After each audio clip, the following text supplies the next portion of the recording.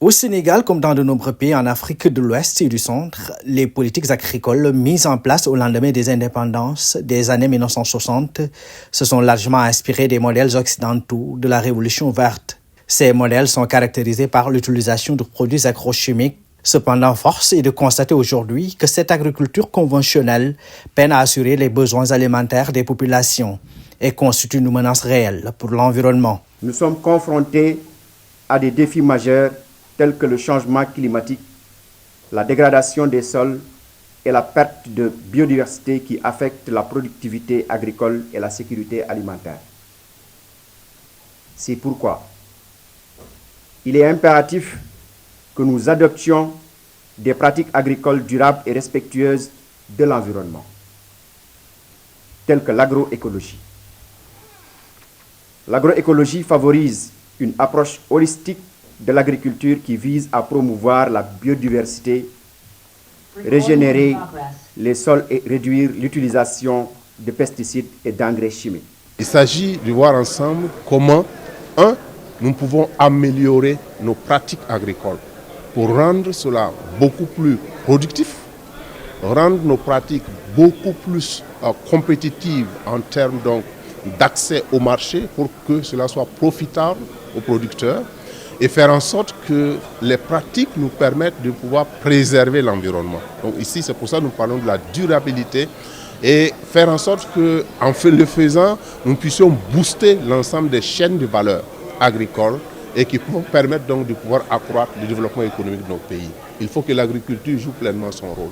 Le projet RADUIS, réseau régional de recherche multi-acteurs sur l'agroécologie en Afrique de l'Ouest et du Centre, est donc venu à point nommé. L'objectif est clair, il s'agit de poser les bases d'une initiative régionale visant à promouvoir les pratiques agricoles durables et renforcer la sécurité alimentaire grâce à l'agroécologie. L'enjeu il est clair. Quand vous regardez le niveau d'insécurité alimentaire dans nos pays, c'est un niveau qui n'est plus acceptable. Ce niveau-là n'est pas acceptable. Et c'est pour ça que nous conjuguons nos efforts pour voir comment est-ce qu'on peut relever le défi. Mais en le relevant, tu relèves le défi du moment en pensant au futur.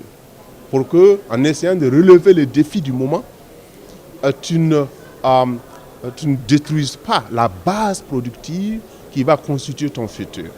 Et c'est pourquoi la question de la gestion de la santé des sols, ce qu'on appelle la santé des sols, est au centre de ce projet. Il faut qu'on démontre que l'agriculture, que l'agroécologie peut à la fois contribuer à la lutte contre le changement climatique en proposant des approches durables, mais également être compétitif, c'est-à-dire aller dans le sens vraiment de l'accompagnement des autorités pour promouvoir le développement socio-économique des populations.